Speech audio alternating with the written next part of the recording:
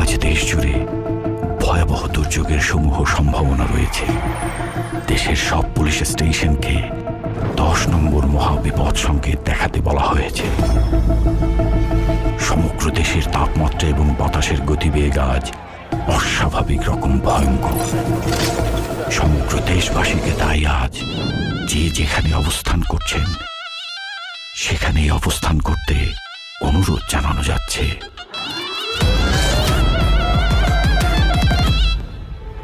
When I cry, you know why, 'cause the man turned hard.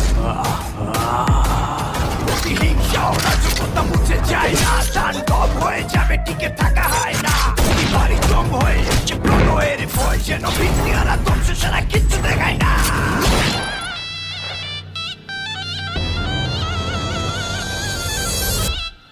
Welcome to the show.